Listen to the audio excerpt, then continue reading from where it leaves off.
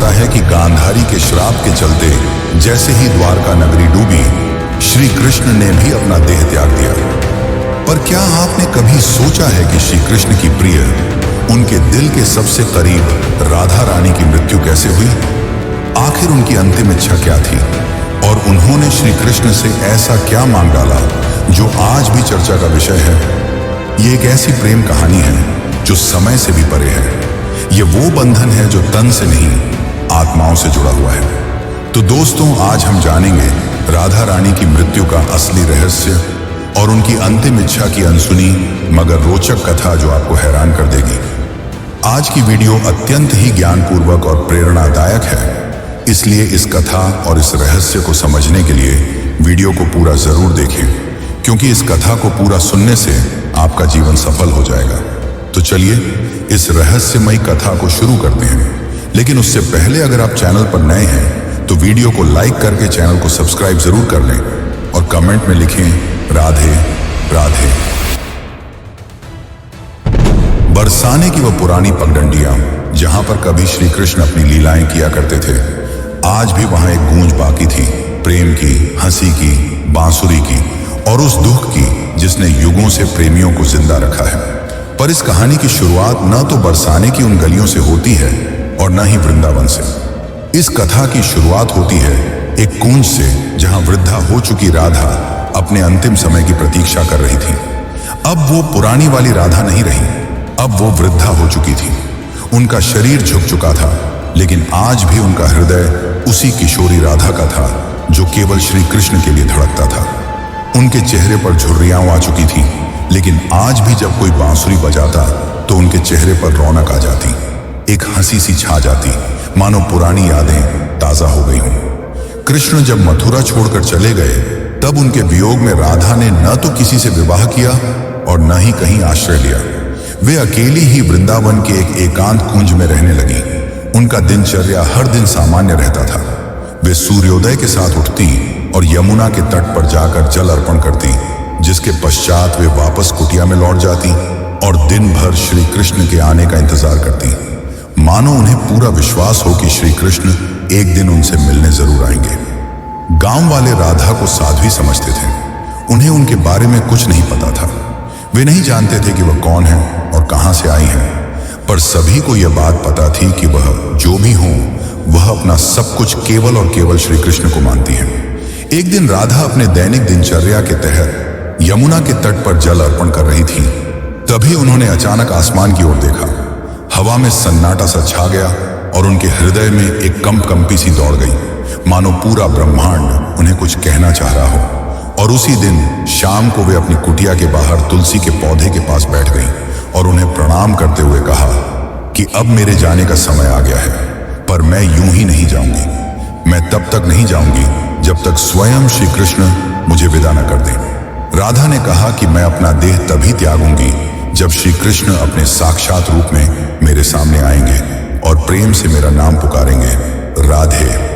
उनकी यह इच्छा सुनकर गांव वाले चौंक गए और सोच में पड़ गए कि आखिर इतने बड़े राजा इस वृद्ध महिला से मिलने क्यों आएंगे।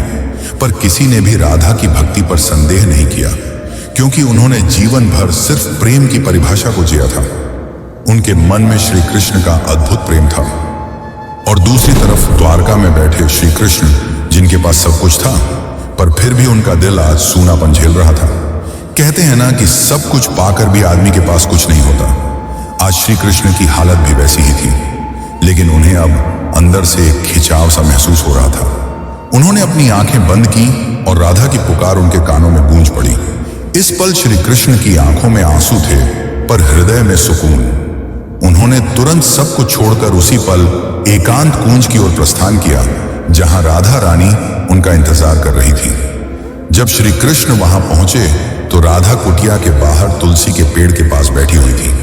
उनकी आंखें बंद थीं और वे ध्यान में लीन थीं। कृष्ण ने धीरे से कहा, राधे।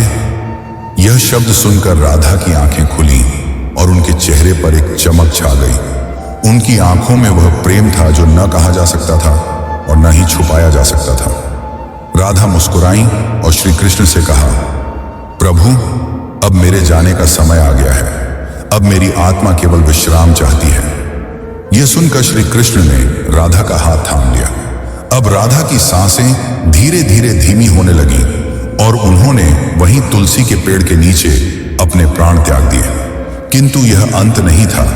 इसी पल वह रहस्य ने जन्म लिया जिसे सुनकर आप चौंक जाएंगे। राधा की आत्मा को तो मोक्ष मिल गया, पर उनके आखिरी शब्द अब भी श्री कृष्ण के कानों में गूंज रहे थे। राधा ने अपने अंतिम पलों में कहा था, प्रभु, जब इस धरती से प्रेम का अर्थ मिटने लगेगा तब मैं फिर लौटूंगी। मुझे फिर जन्म लेना होगा, क्योंकि प्रेम जीवन का प्रमुख हिस्सा है और उसे मिटने नहीं दिया जा सकता। जहां राधा ने अपनी देह त्यागी थी, वहां एक नया पौधा उगाया जो तुलसी से भी अधिक उज्जवल था, मानो कोई स्वर्गीय पौधा हो। गांव के लोग उसे राधा वृक्ष के नाम से पुकारने लगे और वहां पूजा पाठ करने लगे, पर किसी को नहीं पता था कि उस पौधे के नीचे एक रहस्य पल रहा था। वह रहस्य था राधा के पुनर्जन्म का, जो आपको चकित कर देगा। कई युग बीतने के बाद जब प्रेम का मूल्य घटने लगा और लोग सिर्फ वासना में डूबने लगे, तब बरसाने से कुछ दूर एक साधारण किसान के घर में एक कन्या का जन्म हुआ। उसका नाम ललिता रखा गया, पर यह कोई साधारण कन्या नहीं थी। वह बिना किसी के सिखाए ही बांसुरी की मधुर धुन बजा लेती थी। उसकी बांसुरी की आवाज सुनते ही पेड़ों के पत्ते हिलने लगते और पक्षी झूम उठते। गांव के लोग कहने लगे कि यह कोई साधारण लड़की नहीं, बल्कि किसी देवी का अवतार है। वे कहते कि इसे देखकर राधा की याद आ जाती है। ललिता जब 7 साल की हुई तो एक दिन वह यमुना के किनारे बैठी थी। उसी वक्त एक संत वहां से गुजरे।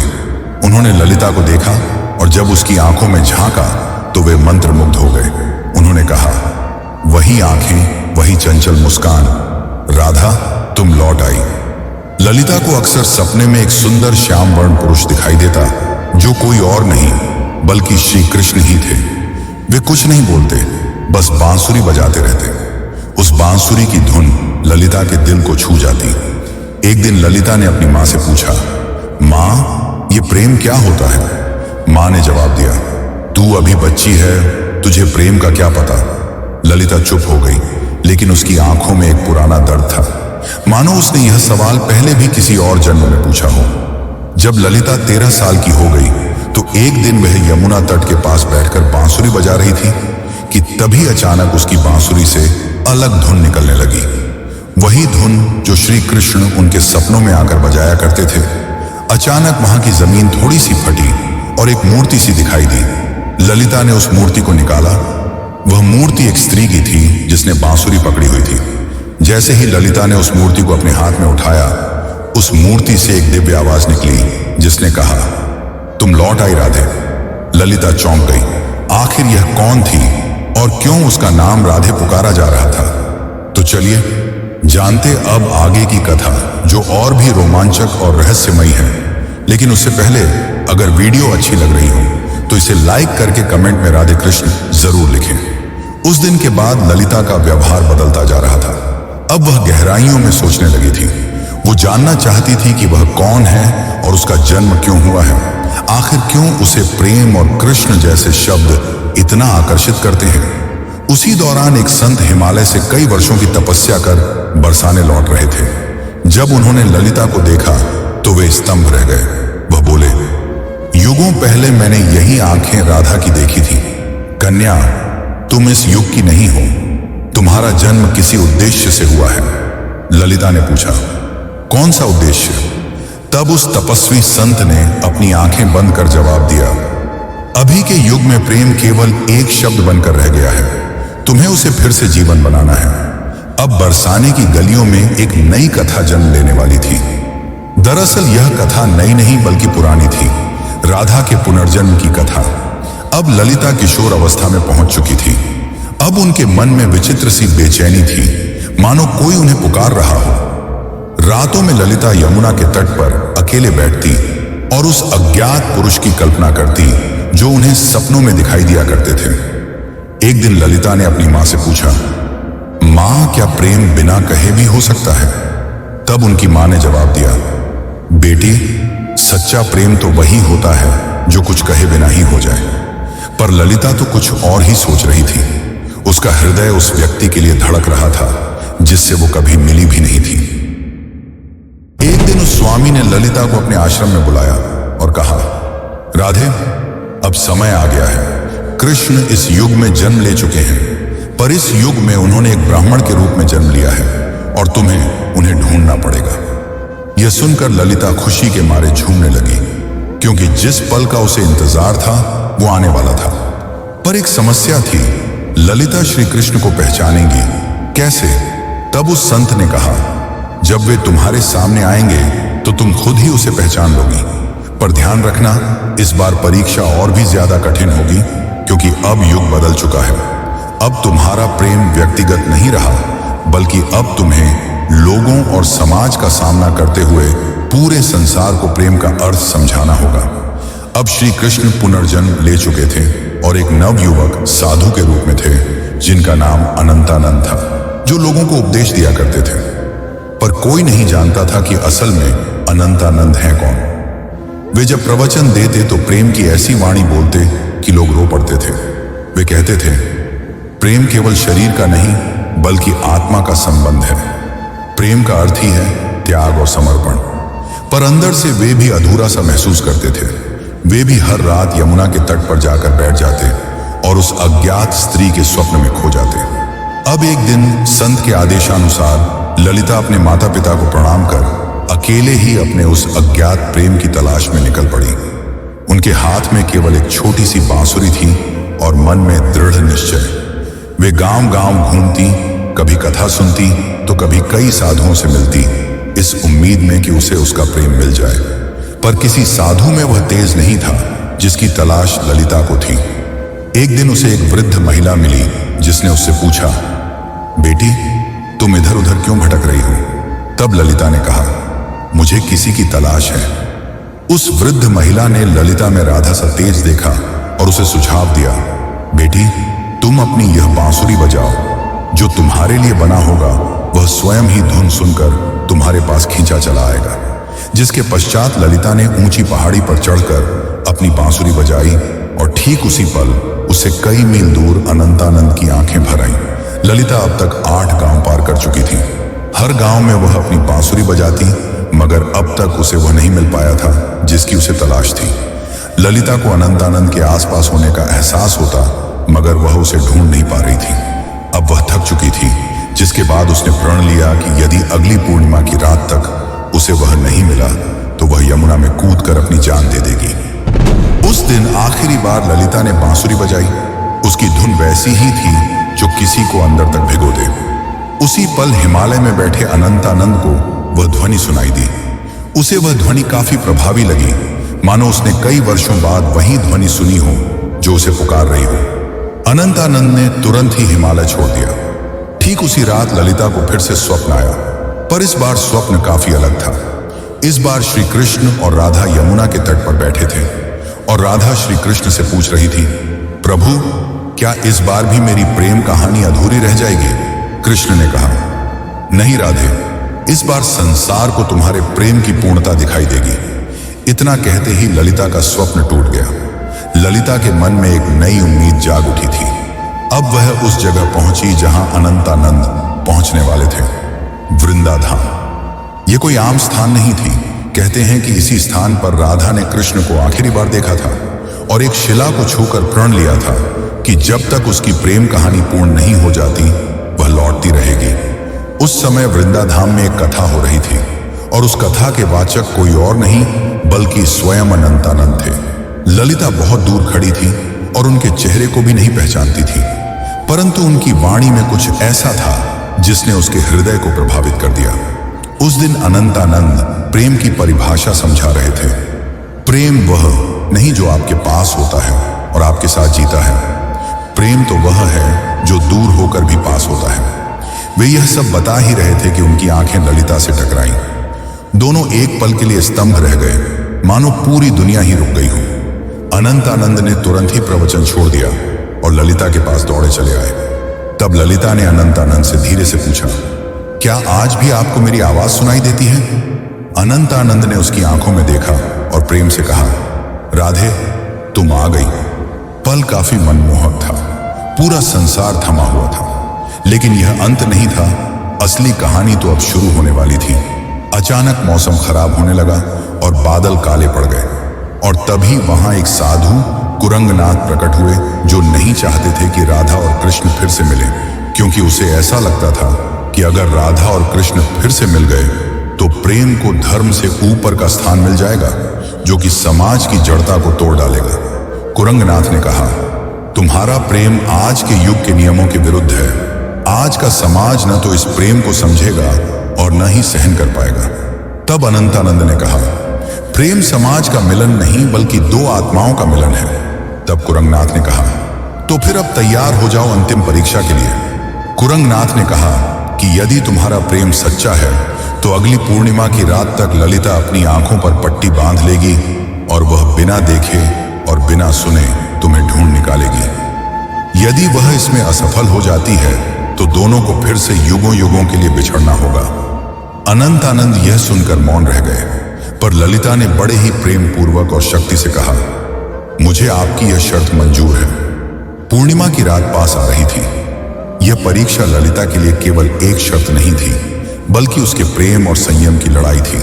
वह खुद भी यह जानना चाहती थी कि क्या बिना देखे सिर्फ मन और आत्मा से प्रेम किया जा सकता है या नहीं।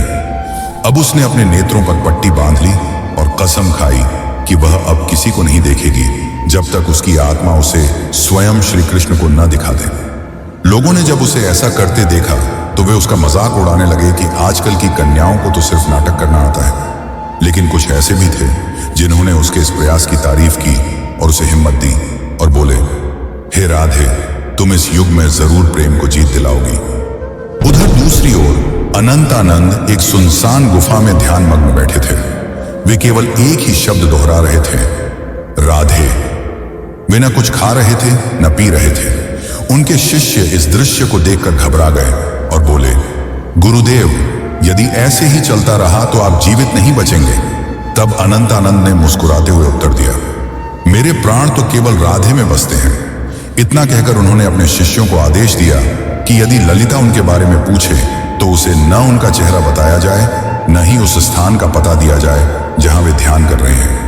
वे भी जानना चाहते थे कि क्या इस युग में भी राधा केवल अपनी आत्मा की पुकार से उन्हें ढूंढ पाएगी। इधर ललिता अपनी आंखों पर पट्टी बांधे गांव-गांव भटक रही थी। वह अनेक साधुओं से मिलती और पूछती, क्या आप अनंतानंद हैं? पर उसे कुछ हासिल नहीं हो रहा था। कुछ साधुओं ने तो यहां तक झूठ बोलने की कोशिश की कि मैं ही अनंतानंद हूं, पर ललिता का हृदय उन्हें पहचान जाता। उनकी आवाज में वह माधुर्य नहीं था, न ही वह तेज था जो केवल आत्मा से पहचाना जा सकता था।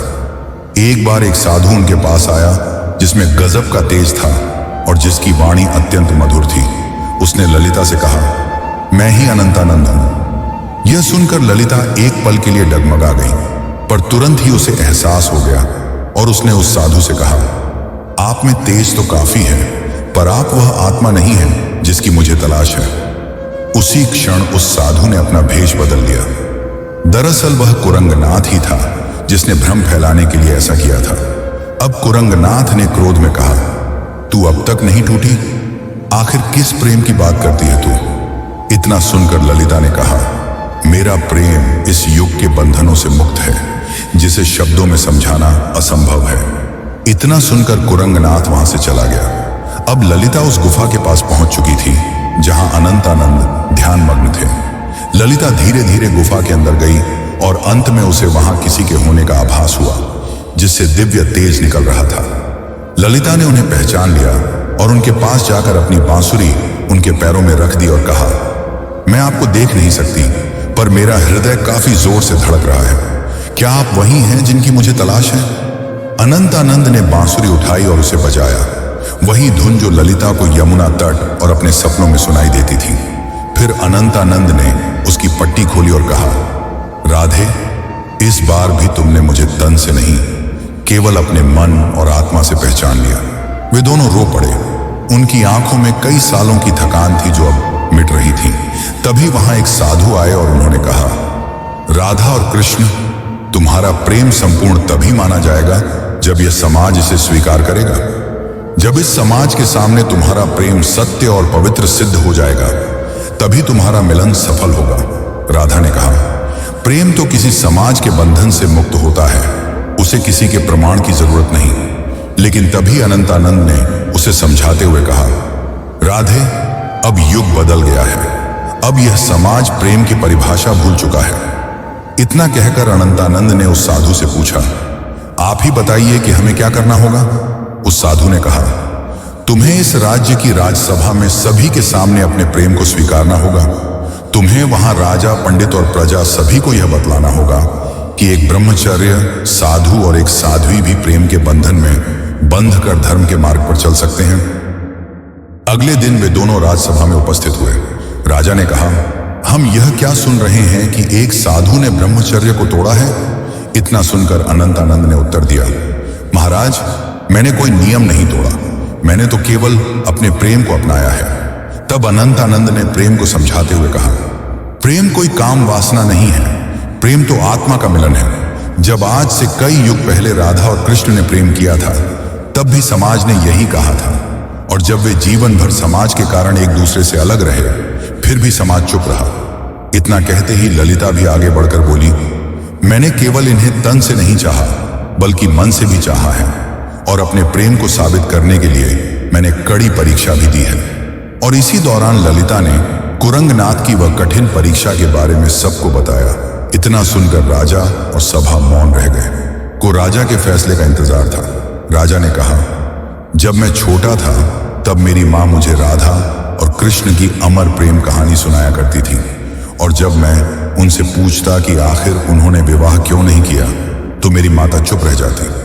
आज जाकर मुझे यह बात समझ में आ रही है कि विवाह तो समाज का नियम है, पर प्रेम आत्मा का। इसीलिए मैं इस प्रेम को स्वीकार करता हूँ। तब से प्रेम की एक नई परिभाषा लिखी गई और कई युगों पश्चात राधा और कृष्ण का मिलन फिर से संपूर्ण रूप से हो पाया।